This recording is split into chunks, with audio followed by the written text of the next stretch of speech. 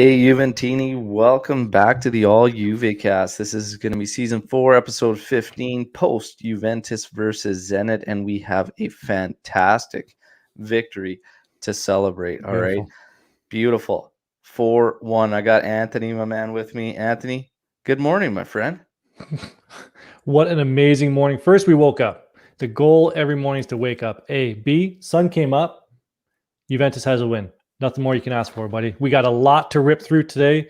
A lot of highlights. I think we should just pitter patter, get right at her. What do you think? Yeah, well, I think our friend Peter Balistreri had the hashtag storm the barn, and man, there you have it. So he got a little nervous after we got the first one, but beautiful stuff.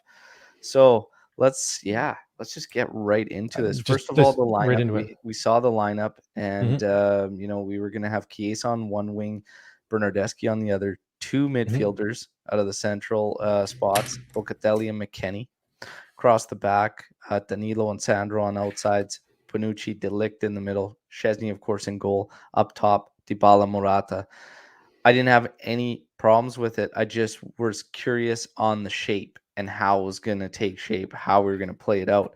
Now, I tell you, and sorry, 4-2. Alex, call me out on that. You are right. God, I forgot about those clowns getting that last one. You're right. Now, and the funny thing is, I marked Asmoon's goal there, 90+2 on the ticker. Just didn't get that second. So put it up for them. Let's just face facts. It's 5:30 in the morning for this poor guy. All right. Let's just lay off a little bit. Let's take it easy. Hey, there's your fix, Alex. Are you happier? Does it look better for you? 4-2. Okay. Bob's in here. Ciao, Bob. Ciao tutti. Okay. Luca, morning. So the lineups, I had no issue again talking about it. How do we get the most out of these particular guys? Is the 4-4-2 shape going to be effective? How are we going to make it work? And the biggest thing on my tactical breakdown was get ready to commit men forward. Send them forward, because that's how you're going to put this team under. Force them to collapse and then take the outsides. Or if they want to keep shape outsides, gives you more room on the inside to work. And what did Juventus do? They sent the house. Okay. It was beautiful. Anthony, any thoughts on that lineup? Well, we all had questions on how it was going to shape up. And first of all, thanks, Eric, for noticing I am in the pod this morning. Appreciate it, buddy. Always a team player. Thank you very much. I kind of jumping to the post-match presser. Someone asked, "Hey, is this going to be Chiesa's spot?" And he talked a lot of Allegri talked a lot about, well, he's been kind of out of position with Dybala and Morata out. He even had to play the point. And one thing he said was, tonight, Chiesa demonstrated that he is devastating in the open field. Well, yeah, we all knew that. And with that lineup that he put out there, we all anticipated that. So moving forward, I don't think you're going to get many arguments from Juventini that this is probably the strongest 11. I don't know if you can fit Arthur in there. McKennie made a statement last night. So, yeah. And it's going to be tough to keep him out of the lineup. Yeah, well, it's interesting. I think for this opponent too, and again, we'll get to it as we get through it, but you just got to play who's in front of you. I don't necessarily think this is going to be it moving forward, and it can't necessarily be, because there are some things we left ourselves susceptible to that a stronger team might take advantage of. Again, what he did was he just changed things. He just made it a bit different. He was perfectly fine with sending all the midfielders but Locatelli and keeping the fullbacks back in this one. But again, depending on what your opponent does, it won't always seem to work. But again, beautiful job by Juve. They sent the house. It worked. And again, yeah, force Zenit to play their hand and take you out of that shape or stop you from doing that. And really, Zenit couldn't do it. So fantastic job by the guys. And imagine this, playing guys with the traits to play on the outside of the middle actually working. Big difference when you have a guy like Bernardeschi playing on the outside as opposed to Adrian Rabiot. And this is something that hopefully Max has now seen the light. Okay. But yeah, big difference there. We got a ton of highlights. There's like, again, it's absolutely incredible There's a bunch. Offense that we saw out of these guys. So Let's go. Oh, big man, Dan. I was waiting for you this morning, man. I was waiting for you. What did he say he was going to have? Well, he said 4-0. But, man, you're pretty Did much he? spot on with the goal scorers. He was on there. He said one of them would get 2. That's pretty freaky. Pretty freaky. But, Well, he said Berna, and he didn't score. oh, I thought he had Morata, Chiesa, and Dybala.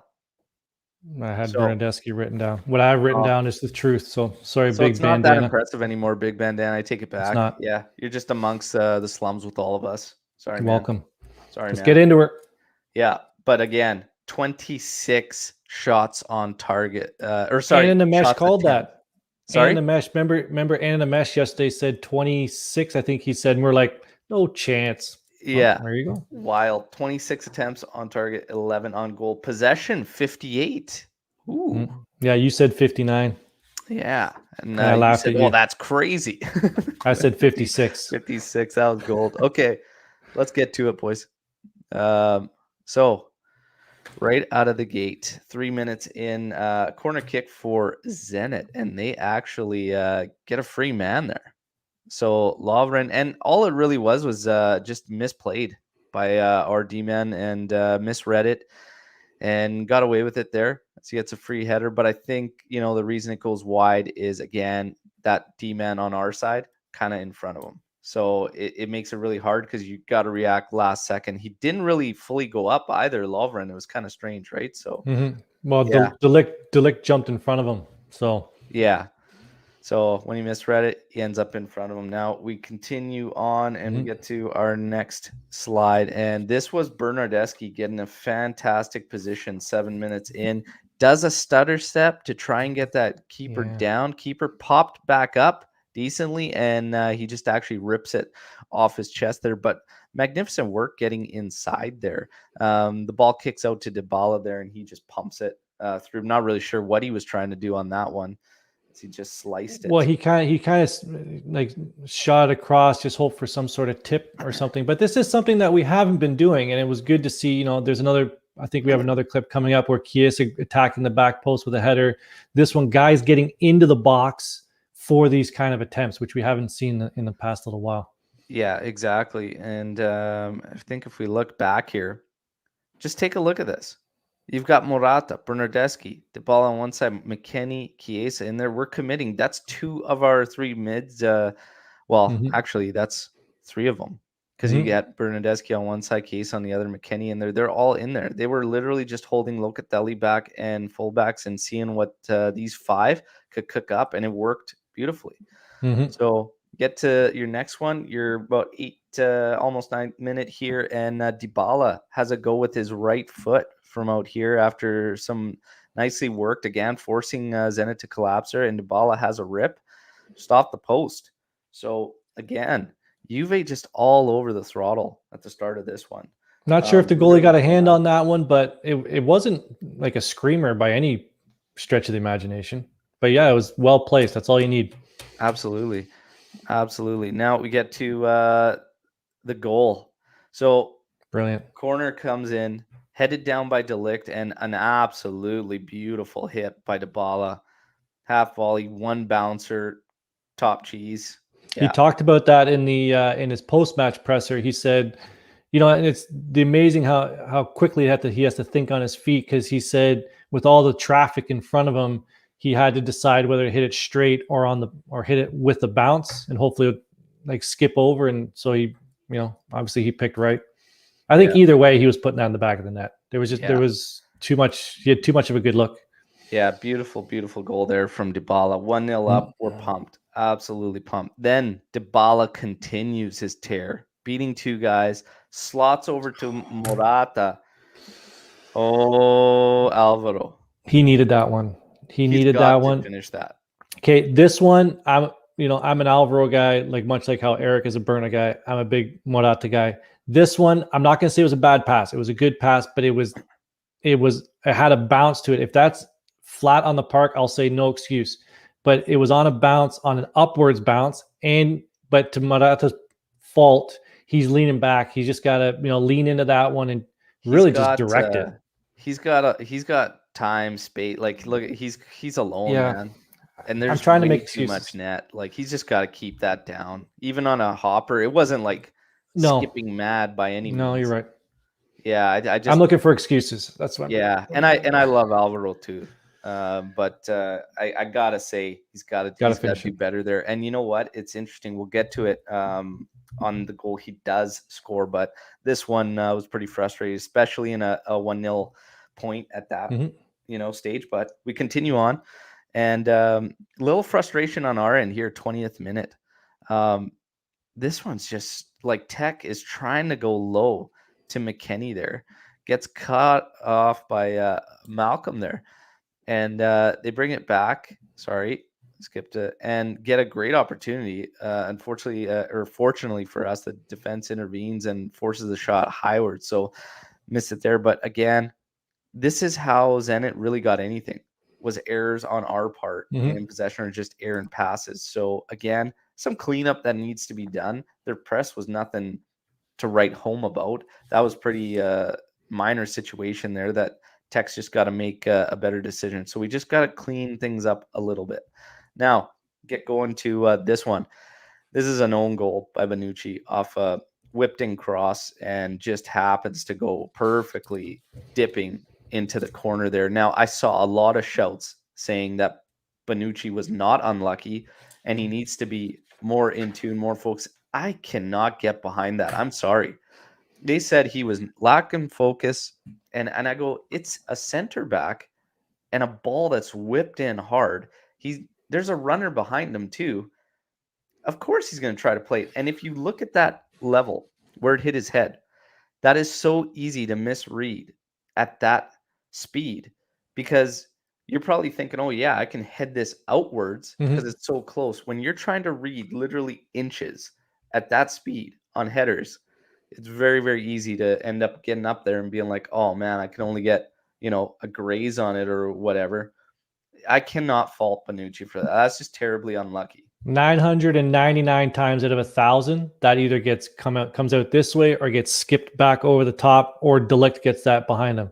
That thing skipped off his head and actually bent into the back post. Like one 1,000, man. Like that's you can't fault the guy for it. Yeah.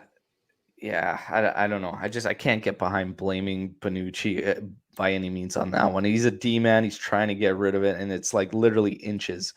That now, if he's heading it backwards, if he's doing that, like it's coming in, he tries to pop it back to his goalie, or direction makes a directional header that way. Yeah, but that's it's bad luck. Let's move on. Yeah, exactly. Now we get to the 30th minute. Great run from Chiesa. A little short cross from Locatelli and heads it on goal, but the keeper gets there again.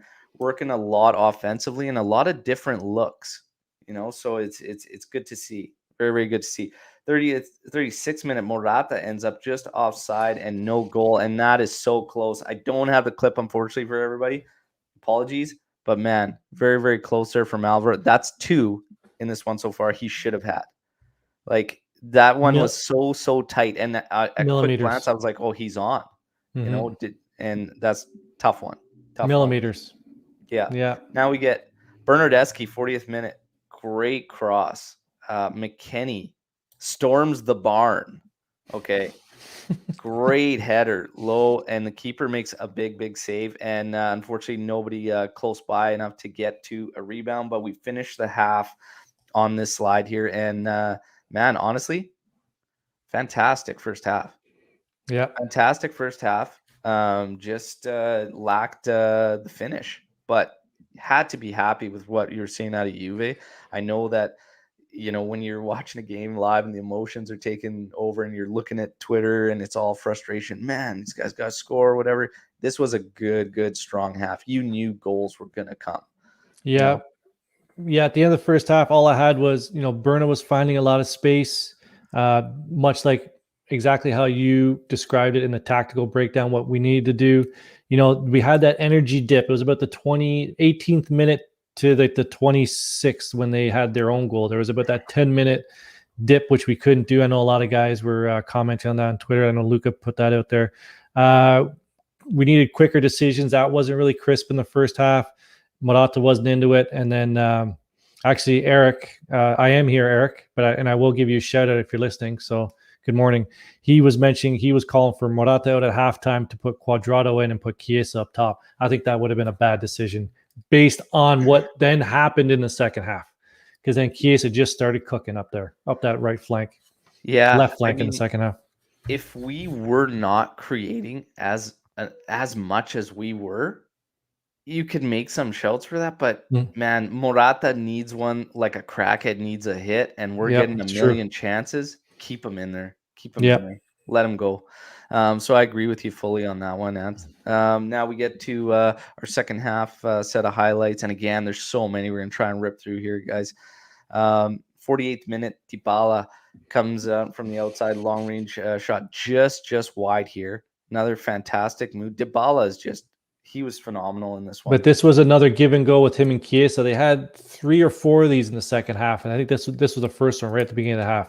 Beautiful this particular wasn't the give and go. This was just where he's distributed out wide, and Dybala cut in from the wing. The 54th one here. Okay, sorry. That one comes a little bit later. It's the 60th minute, the one you're thinking of. Okay. And then they have another one later. This is where we work the ball out wide to Chiesa. Chiesa cuts inside. Tough to see from these angles, whatnot, but draws the PK. I think it was just like a nip from that cleat. But gets a call. Dybala. So he takes the first one, misses. And we get a favorable decision from the ref to actually call that, because that almost happens on every single PK where guys come in a little bit too soon. This happens in the Serie A every penalty shot. I think he called it on the guy. You can point him out there. I think it's number 5. Yeah. Who encroached on the center circle. Yeah. No, the other one to the right of that. Him. Yeah, because he was at the top of the half circle. So he was really encroaching. This is the one he scored, Anthony. Oh, this is it? The second one where he scores. The first they're encroaching one, again. 2 players that were down here were like level with the ref. So yeah, it's but that never gets called for us. Dybala taking it again. Now I gotta say, I was nervous having him go again after missing one. I always hate that as shooters. Like, any time I've played, if a guy misses one, if by some freak chance you get another one, take him out. But Dybala's the captain. He's wearing the armband. He takes completely disagree with that. Oh man, no, he shoots again.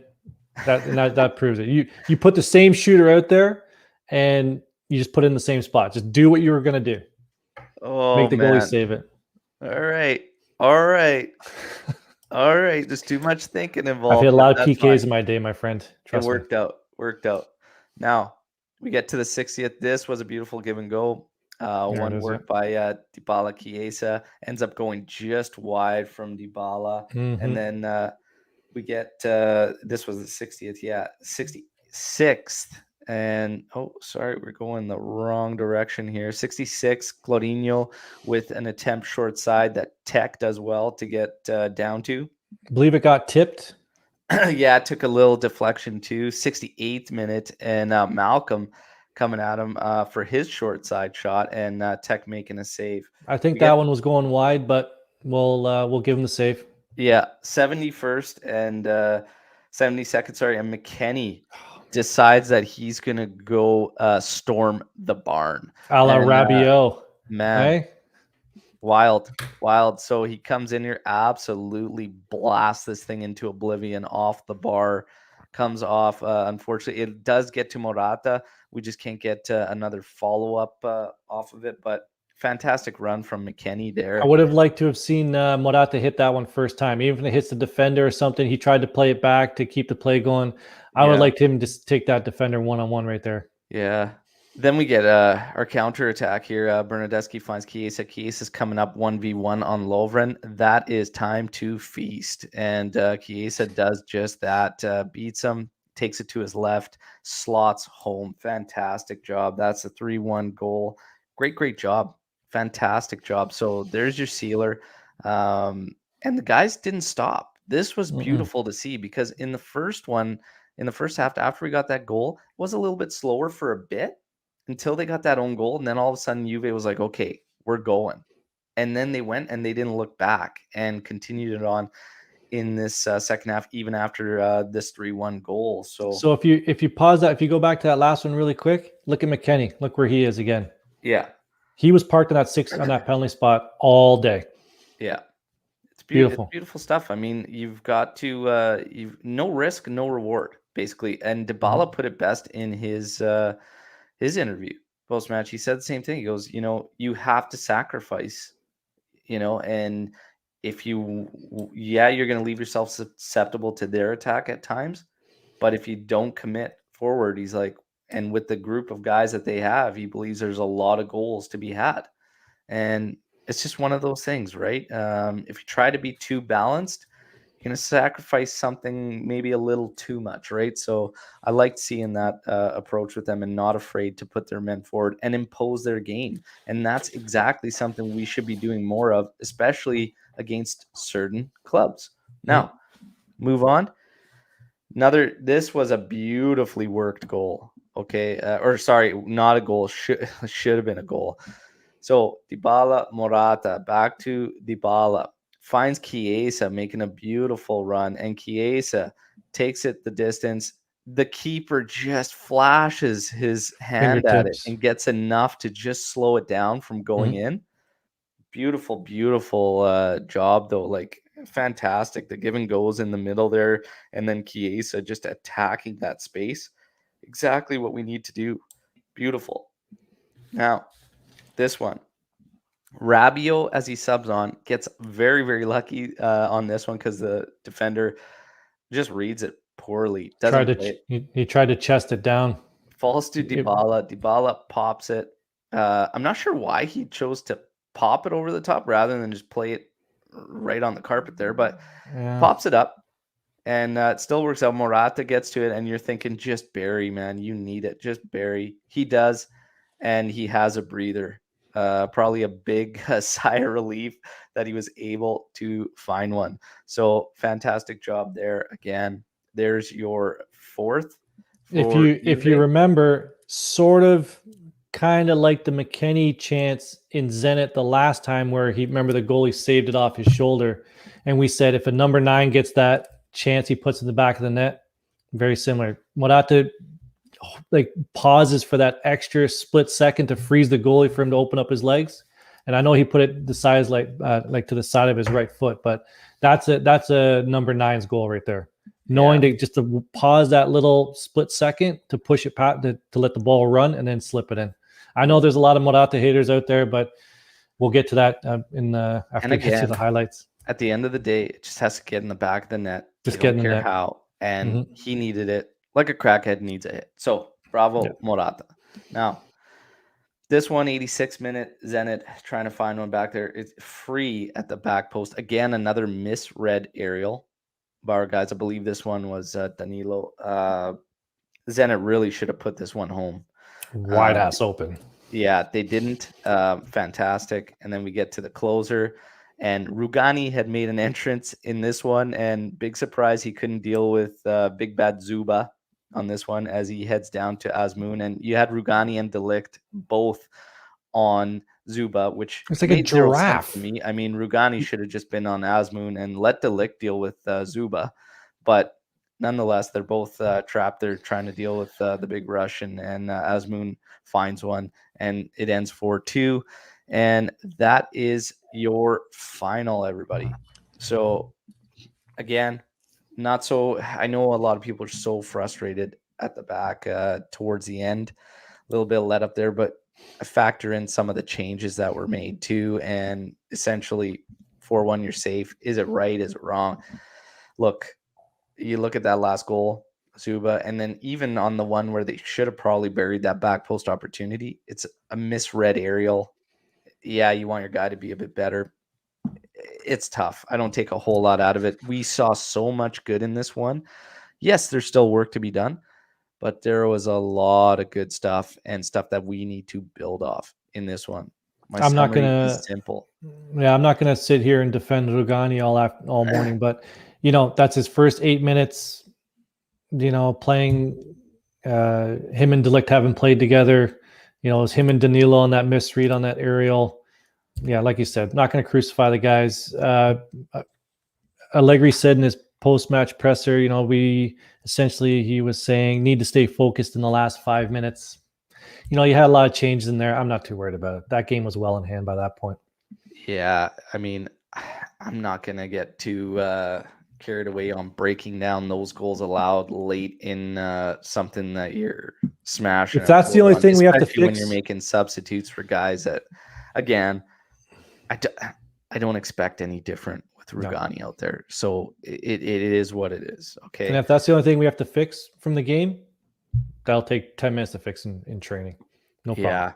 Yeah, they were both manned up on Zuba. That other Asmoon made a run. Asmoon was playing forward as well, everybody, because I know everybody's saying, well, he made a deep run and whatnot. I know, but at the end of the day, you're asking mids to track completely back when you have the numbers at the back. It's odd. Usually they'll let that go to your center back. So we're splitting hairs here nonetheless. It's fine.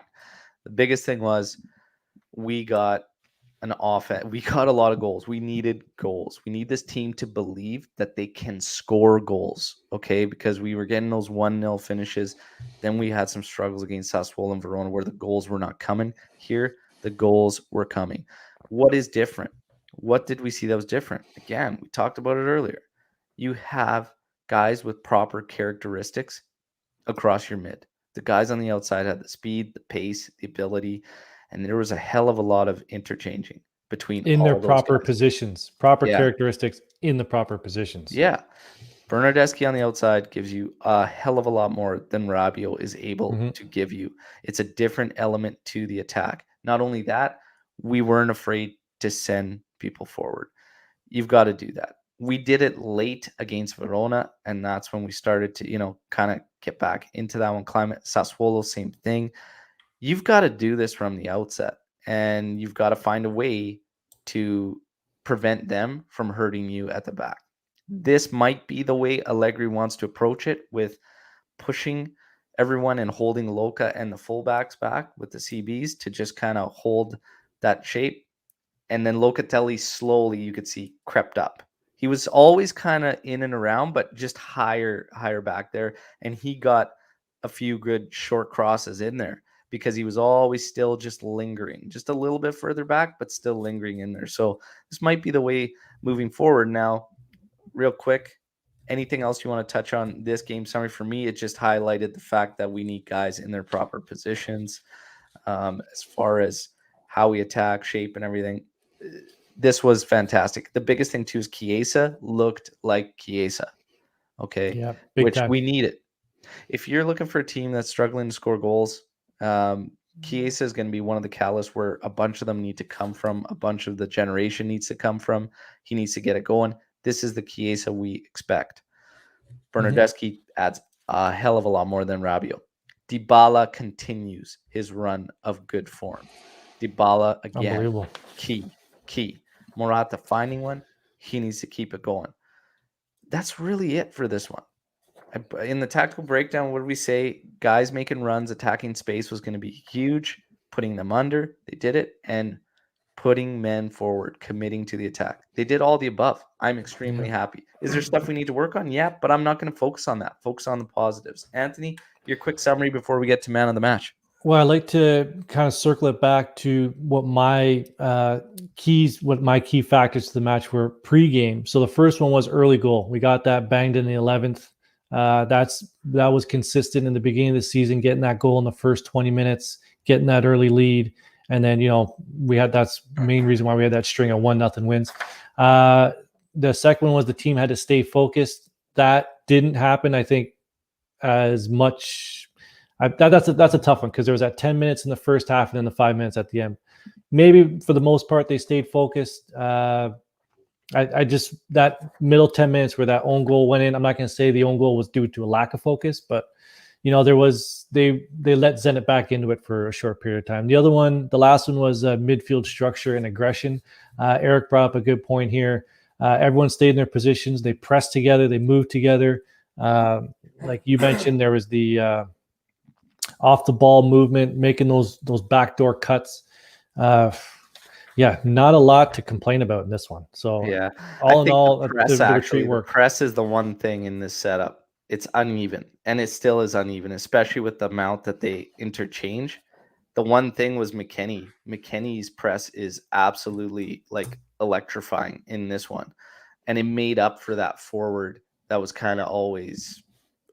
That's the one thing with the 4-4-2. It's a little funny when you get into the press, and especially the fact of how many guys were interchanging.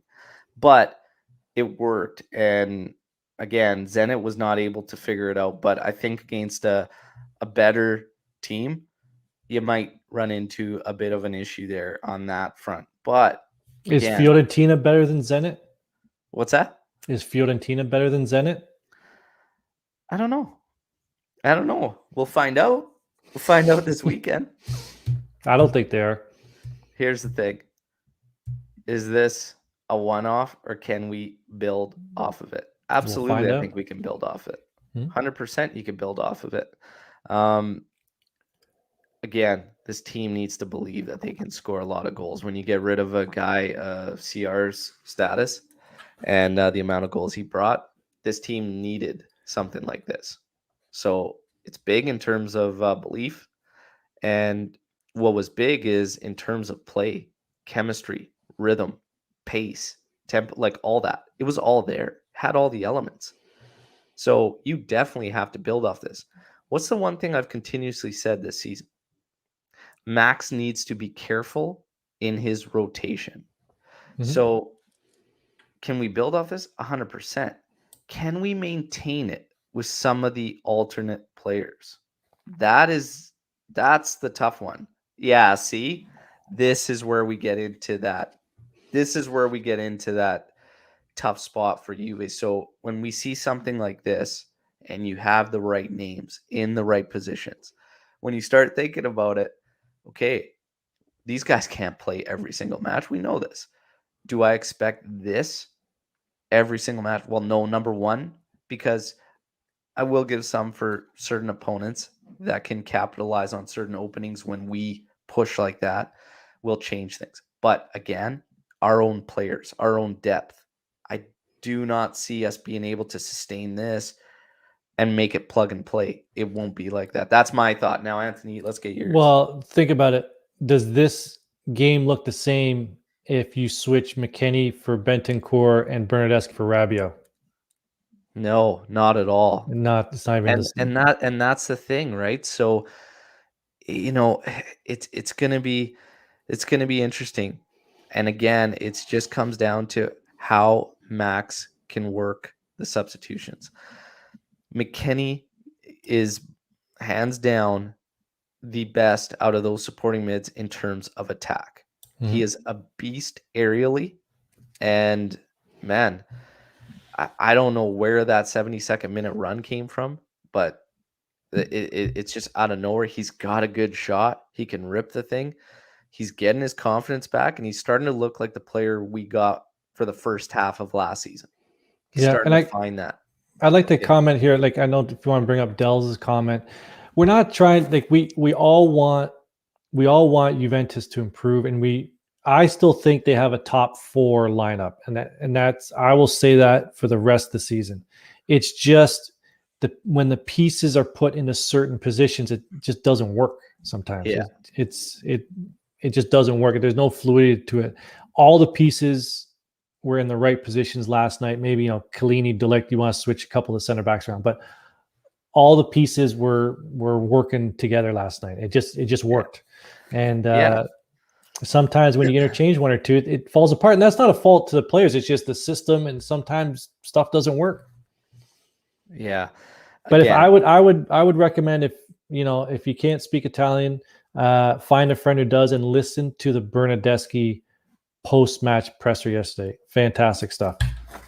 Yeah, we'll get to that too, and you can share some of your thoughts off that presser. Now, again, yeah, it's Dell's bringing up Zenit are better than Verona and Sassuolo, and we've seen what we can do now.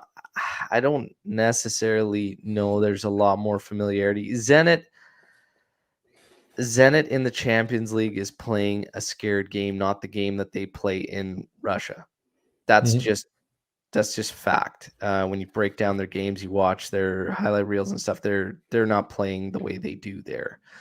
Are they better than Verona and Sassuolo? Verona's on a fantastic run. Verona actually swallowed us up. We had a lot of opportunities too, though, but it came when we kind of abandoned that shape. And there's a lot of elements to this. But again, if you ask the simple question, like we just did, when you rotate your players, do you expect that exact same type of play, pace and tempo? I don't. I really. This is why I've been saying Max either needs plan B setup for certain players, and it might have to become a 4-3-3, or I don't know. I really don't know what he's going to do, or he's going to have to start to split up guys. For instance, when Chiesa's not out there, you got to make sure Bernardeschi's out there. Quadrado can handle the other wing, but Quadrado needs to pick himself up too, because Quadrado's got a question mark around him this season, which he didn't have previously. So, again, it's there's a lot of elements to think about. Real quick, man of the match for this one brought to you by Striped Hearts Apparel. Check out the site, check out the sponsor, stripedheartsapparel.com. Quick drop, free shipping too on orders over 120. For me, it's easy. It's Paulo Dybala. Anthony?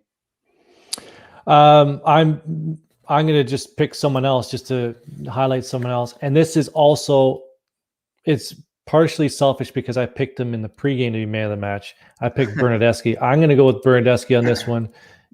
Just continues to get better, continues to, show confidence from the summer. And then I'll get some notes on his post-match presser. I know someone was asking for it. We'll get to that. Yeah, but we will get to it. The head on this kid is unbelievable. And he has to be in that rotation. And it's just what I thought. He had a great game, consistent. The way he spun that defender on Chiesa's goal, the one to lead Chiesa to the through ball for Chiesa's goal, unbelievable spin on him, made him look silly. Beautiful, beautiful confidence in the kid. The one thing too, we should say, you could pick several guys for this man of the match. Just not Sandro. Bernardeschi. Okay, when you look at that run we went on there, and it's interesting, Antonio brought it up right before I was going out right here. Bernardeschi was starting in the matches we went on a solid run for. Again, it's different. It's different than when you get out of Rabiot. It makes more sense. He's more versatile. It helps. Our lineups need to make sense. This is where rotation is key, how Allegri is going to work it. But I think he's seen what he gets and the contrast between the two. Bernardeschi is a good shout. Chiesa, absolutely. There were a lot of shouts for Chiesa, for sure. He needs to be that catalyst. Dybala, for me, is starting to embody a captain. Yeah. Someone that, a lot of Juventini said he wasn't able to be. He's starting to kind of embody it for me. It doesn't have to be the rah-rah guy, but he is showing a little rah-rah to him, a little bit of bite. And he's definitely showing it with his form and picking up his play. And he's been key. So could have had 5 yesterday. Yeah. Props to Dybala. Props to Chiesa. Props to Bernardeschi. Props to McKennie. Danilo doing what he had to do back in there. And, honestly, we're not even going to get into lowest rating because I don't even care about it because I was so happy with what we saw in general, and we're going to keep it positive, keep it rolling. One last one. Tech, when needed, he made 2 big stops. Didn't have much to do, still had to do his job. It's always tough for a goalie to keep focused in a game like that. So I'm going to throw him in there too. Bonucci has his goal on him that he'll be able to give to him. But it's all good. Now, Bernardeschi, again, Anthony brought up the interview, and we're going to get Anthony to give his take on that particular presser and your thoughts on just what he said and just the character of Bernardeschi. Yeah, calm, cool, collected. I thought, Dybala would have done it or maybe Chiesa, but when I saw the highlight that he was doing it, I was really intrigued to hear what he had to say. He started off with, and this is me translating from Italian, so if there's some mistranslation, I'm right. He was happy to see, he said it twice. He said he was happy to see that the men showed up. First the men must show themselves before the player. So, and he said the men came out tonight, which they did. They put on their big boy pants and they came out there and they got the job done. He said we had 7 games as Juventus. He's really starting to embody he maybe already had it, but now with his confidence, he's embodying the spirit of Juventus, taking that on, that aura. He said, we had 7 games as Juventus, and that's when the results came. So 7 of the 10 on that unbeaten streak. He says someone asked him, "Hey, would you like to score more goals? Does it get frustrating?" And he was mentioning, he goes, I'd love to score more goals, but the objectives of the team are more important than the individuals. And that's an old head right there talking like that. And then they asked him about the, is there a difference between getting ready? Like, why is Juventus? Generally, the question was, why is Juventus like this in Champions League games, but they play different, in the league games? Now, Max was asked this question as well in his presser twice, but I like Bernardeschi's answer more. He basically admitted, he says it's easy to get up for the big games, for the Barcelonas, the Real Madrids, the Chelseas. Yeah. He goes, and he admitted it. He says it's hard, like the middle table teams in Serie A. He goes, we have to transfer that mentality from the big clubs to those middle clubs, because that's where we fell down. And he goes, he actually told the reporter, he goes, you're asking me a question, you already know the answer, right? It's obvious. Yeah, we get ready for the big clubs, but not so much for the little ones. So the team realizes that. We sit here and we talk in these little microphones here and we complain about it, but the team knows. They know what they need to fix, and it's gonna. I think hopefully this retreat helps, but definitely this win helps, and I think a big win against Fiorentina will definitely help as well. Class act by Bernardeschi, though, man. Yeah. Love this kid more and more every day. Yeah, the one thing through the struggles and everything, I got into this discussion with Alex, who's a great friend of the podcast, and we were talking yesterday, and just in terms of the managerial change and everything, Marquisio speaking to it yesterday and basically saying that it's so disorienting. It just, the disorientation that takes place when you change managers, especially 3 times in 3 seasons for these players. And I was bringing up the highlights that Bernardeschi's one of them, because he changed with each manager. And it's just like, it's okay, he's good here, he's bad with this one, he's good with this one. He's back full circle with Max, who he was arguably best with all along. But the one thing with Bernardeschi that I'll never knock him for is the fact that he's a true professional. You never hear a peep out of this guy. Okay. He goes where he's asked to go, and he just continues to do whatever he can to help the team. If it's not up to our standards at times or whatnot, I mean, a lot of the time you have to factor in where he's playing, what he's doing, is it best for him, whatnot. Right now, if this is the setup we're going to continue with, I think he's found a home. And he's miles ahead of the alternative of what we've been getting. It's not even close. Yeah. So massive credit there to Bernardeschi. Now, interesting, we were talking about Dybala, the captaincy and everything. Dybala was asked by Sky Sport about Chiesa asking to take the second, because Chiesa stepped up and stood on the spot for the second one. And Dybala just simply said, I took a very bad penalty. The second one I took as I wanted. The first one was a disaster. Chiesa, he asked me for something, but it stays on the pitch. So he didn't get in terms of, what ended up happening there. But he's like, yeah, he asked, and he just left it at that. Yeah, he told him to piss off, which I would have done too. Yeah, and again, it could have went horribly wrong, but it didn't. He buried Captain Dybala as a captain. Do you believe? You think he's the right guy? Do you think moving forward with him in a project is correct? Because there are a lot of people saying after this year they would still move on. How can you not say he's the guy? Right, this string of games here. Obviously, he had that setback with the injury, but how do you look at this guy right now and say No, he's not captain material. He's, the intensity's there, the work rate, right? Like he is running his nuts off. He is everywhere. He's putting shots on net. He's assisting, right? He's not being the selfish player. You can see him, trying to raise the troops when things aren't going right. Give him the captain's band, give him his money. I've been saying that for a long time, and I don't see a lot of people complaining anymore about what he's demanding for his paycheck. So It's give them both. fickle, isn't it? It's fickle. It really, Terrible. really is. It could turn just like that in the reactionary world of fandom at times. And the one thing with Dybala I've always said is when he's in the lineup, it changes the team and it just adds so much. Unlocking him is massive for this team. Yeah, it's a no-brainer for me. Okay. We build off him. The one thing, injuries are getting nerve-wracking with him though. Keep Over it the past positive, Al. seasons.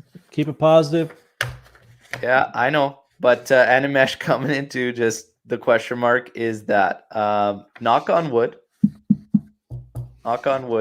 that he stays fit and that all our guys stay fit. We've got an international break coming up after this next one against Fiorentina. My question to you, everybody joining us live, do you face it the exact same way? What do you mean? As Zenit, do you just take the same approach, same players, and just for go at 'em? Fiorentina. Sorry, I thought you meant the international break. Yes, you roll that same 11 out there, and you roll with the same attitude, and you basically finish. Fiorentina has one player. I'm not going to say what kind of level they're at, but don't give me this Fiorentina as a top side malarkey. They're not. They are a middle table team, and we should roll over them like we did with Zenit yesterday. And it should be 4-0 because they have one player with 8 goals. And I was looking at this last night. They have one player with 8 goals who shall not be named. And then their other player, Gonzalez, with 2. And everybody else has 1. They have one player. So yeah, I have full confidence that we'll shut him down. And remember, all our strikers scored yesterday. If our strikers play like that on Saturday, there's full confidence we go into the international break on an absolute steamroll. Yeah, must be noted. Hat trick coming against Spezia there. One was a PK. Yeah, he's a good 9. Shall not be named. He's a good 9. We need to shut them down. They what are they gonna? They're like a standard 4-3-3. There's nothing crazy about their game. No. Tricky wingers, not even really that much. I mean, Callejon has given us some issues with Napoli in the past, but nothing crazy there. Across the middle, I mean, are we talking about Callejon Duncan, Wednesday morning? Come on. Castrovilli, Torreira. I mean, a lot of hit and miss in there too, right? For us, I'm with you. I'm with you 100%. Take it the same and go. 4-3-3. Nothing crazy. They're pretty straightforward. We should be able to impose our game on them. As far as their big man up top, our big guys at the back have shut down better, if I'm being honest. So look at the big bandana. What he says. Look at that. Big Bandeezy. Big Bandeezy earlier on too, throwing it out there that he can't wait for next match predictions. Well, that match day live's coming up on November 6th, the Saturday. Saturday morning, yeah. Saturday morning. We'll be expecting you there, Big Bandana. Yeah, Delict, you take your pick there. Delict, even Chiellini. I have no fear there. Okay. So McKennie Bentancur has been an ongoing thing amongst the AJC team. Weston clear out in front now. Yes. He had 100% of our goals in 2 games, and then he comes out with that smackalicious performance last night. Has to be. If the game is to press, is to take it to the other team. I'm a Bentancur fan. I like the kid. I don't know why his international game doesn't translate to Juventus. I don't get it. But you can't bench McKennie right now. Sorry. Here's what's changed in my eyes. Here's what's changed.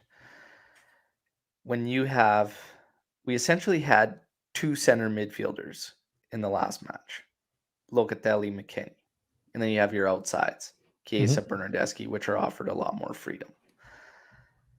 That takes away the opportunity for a guy like Bentancur to get in the lineup because he doesn't assist the attack as much as McKennie. If you went 3 midfielders, it changes things a bit. But honestly, Bernardeschi should be looked at as one of those options that is a driving player out of the midfield in terms of creation and attack. And then McKennie gives you a massive aerial prowess, which we need. So this is what's kind of now shifted. And McKennie, technically, this was the biggest thing because it was frustrating. Guys were making shouts for Weston. Even in these matches where he had the 1 goal, it wasn't, the rest of it wasn't really together, but he was technically sound, yesterday. And that might just be because of the minutes starting to ramp up and him just getting the feel and getting into rhythm. Whatever it is, he's now gone over Bentancur. And I think to some degree, as we talked earlier about rotation and being very careful of rotation, I think this team, you got to ride the hot hand when you get them. Allegri was asked about McKennie and his presser, and he did say, about his play, like how, because there's a lot of rumors about McKennie being let go or transferred in January, but Allegri did say McKennie had a good match because he's in good physical condition. So I think that's all he was waiting for. He got him in the right shape, got him in maybe the right mentally as well. Yeah, it's showing, man. Like this is the McKennie that we saw last year that we had before was it the hip injury or whatever injury he had there in the second half of the year. But starting to come out, man. It's going to be hard to put him on the bench. Part that was suffering for me. And yesterday you saw him hold off guys with ease and get out of troubling scenarios. That wasn't happening in those first 2 games, and he was easily dispossessed, which continues even yesterday. Again, it's one trend that continues to follow this team. Sometimes too easily dispossessed, which leads to attacks against us. We got to clean that up still. But overall, right now, if this is the way we're going to move, it is McKennie over Benta right now. And again, I expect changes, ebbs and flows too, and this team's going to have to ride hot hands. Bernardeschi, though, is key out of there because if we're not going to go with Artur and Loca, which you want to split them up, which it looks like Allegri is going to do, then Bernardeschi becomes massive to play on that left side. That is pretty much our key. Luca asked this weekend, De Ligt or Chiellini? Whoever, doesn't matter. It doesn't matter, but for me, I play this exact same lineup. We just talked about that. I go the exact same and ride it out. Take the international break. When we come out of the international break, we have Lazio and then Chelsea. So it's going to be very, very interesting to see how they approach those ones. But this one was a massive, massive victory. We needed it. A lot of good stuff here. And now, and you want to get into some stuff with Morata? Yeah, I think there was a couple. I wanted to take some quick fire questions here. I know a lot of people were firing out ones here. I was just writing them down. And yeah, by all means, everyone join us on the live chat. You got questions? Fire them at us right now. We'll try and do a rapid fire towards the end here and what we're going to do. But I know you wanted to talk a bit about Morata. Yeah, because I know our friend of the show here, John Stewart, I think he's a big Morata downer, and I'm a big Morata upper. And he mentioned, he and I had some discussions, I think it was on here in the last weekend, why not bring in Scamacca or like another striker? Morata has proved himself in the past. And I know some people say 35 million for a striker. What are you going to get for cheaper than 35 million? Now, I'm not saying Morata is going to stay next year, but there's no alternative to Morata right now. He's better than Keane, and he's better than Kyle Jorge, period. Now, there shouldn't be any argument there. I don't think they're going to pay 35 million for him next year. I think they're going to work some sort of deal with Atletico Madrid. And it's friendly down. We're not going to get into heated arguments here. I don't do arguments on my keyboard. But There's no better alternative. I think for the season, he's our guy, and we need him to be on. What's another one? I think Luca was asking about Tech's footwork. Let's just worry about his handwork. I want to talk on Morata real quick. Oh, you got here it? too. Just real quick is we shouldn't make that call just yet. Like let's wait. Let's just wait and see where because again, things can change drastically. Just earlier this week, I was told we have to sell everybody and nobody is Juve quality. Now all of a sudden the tune changes. So let's wait till the end of the season and see what Max has done with the group of guys he has come the end of the season. Morata scored 20 goals in all competitions last season. Again, let's wait to see at the end of the season before judging. Let's judge them on a season as a whole and then just wait and see where our needs are exactly, because I still see a team that could use a lot more out of the left back position. Okay. Eventually another center back needs to come into the fold. We don't know about certain guys' futures. There's a lot of question marks. So, and Anth brings up a good point at 35 mil. We don't necessarily know what's going to happen. The other thing people forget about so quickly when dealing with transfers and players, where this club stands financially. So just, yes, we want the biggest guns available. Pump the brakes because it's not necessarily realistic.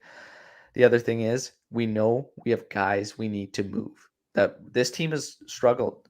It's no secret in moving guys. We have to move some guys. One of the questions came in: do you move? Would you still move McKennie, which seemed like being a move away, or would you move Rabiot before him?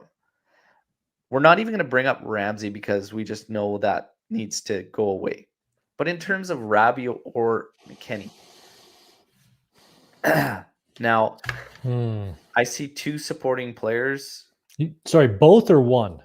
You have to get rid of one of them. Like, this is just a fun question that was sent in. Like, is McKennie still top of the list of like a transfer as it was looking before these moves?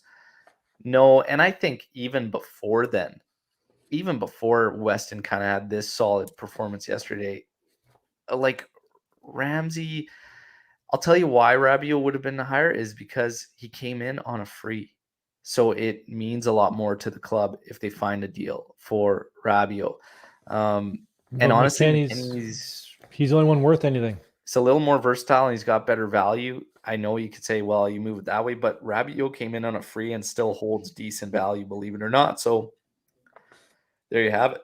Does he?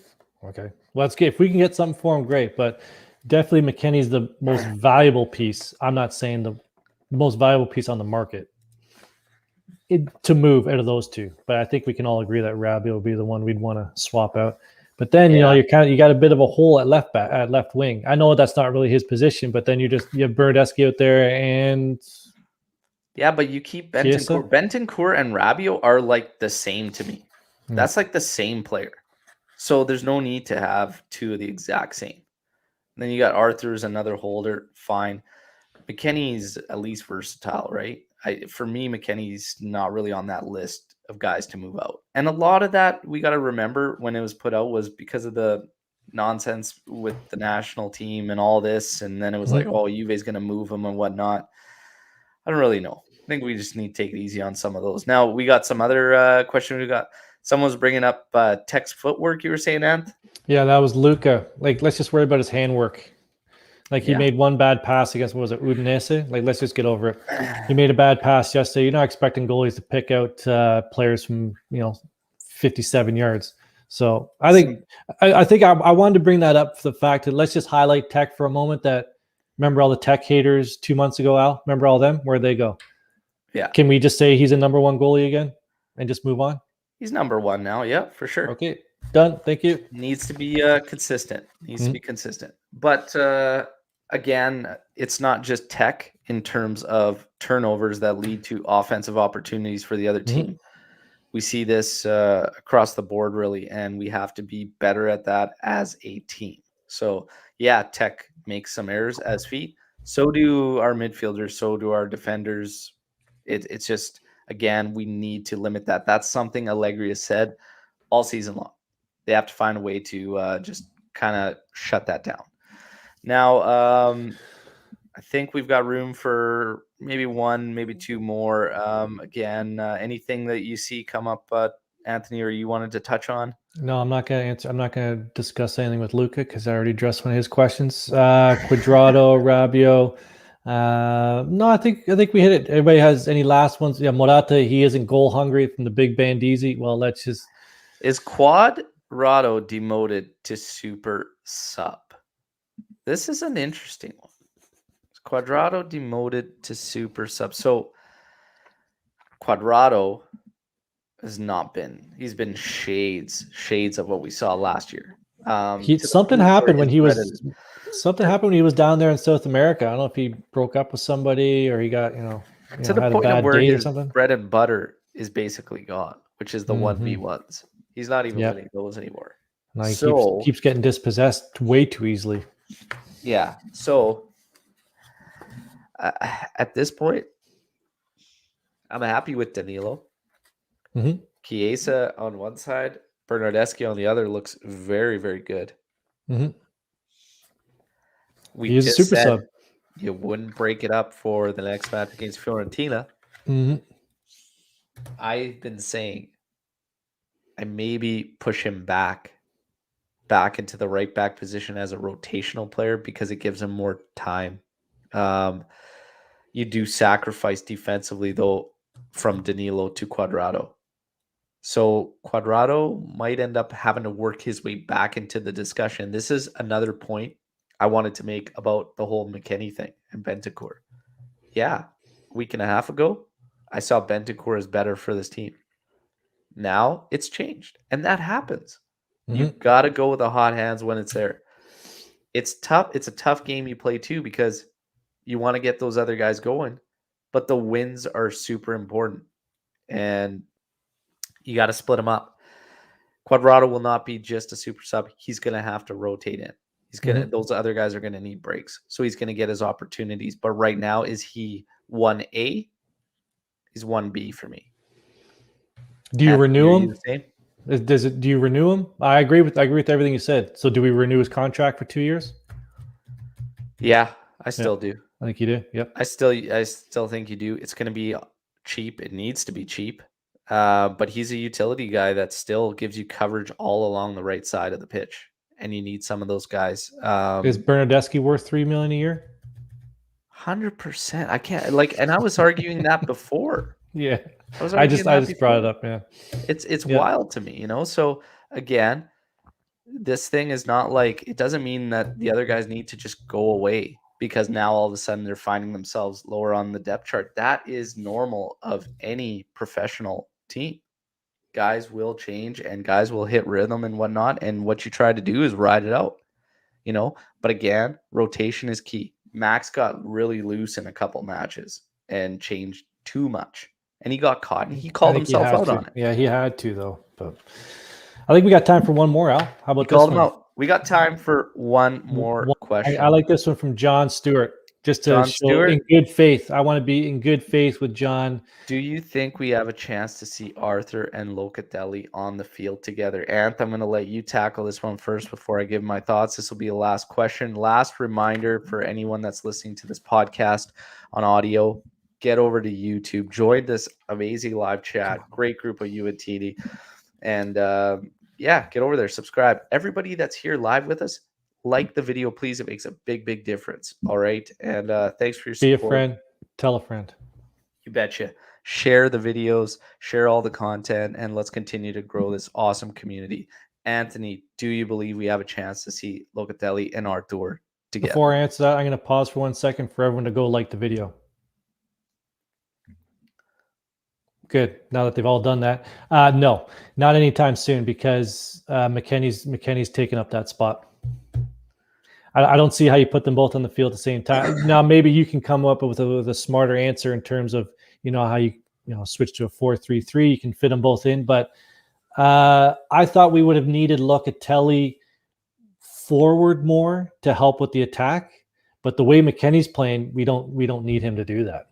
And his defense, I did not realize how good Locatelli is defensively and distribution wise. Like he had a fantastic game yesterday. So I don't see how you put them both on the field at the same time. You might, I don't.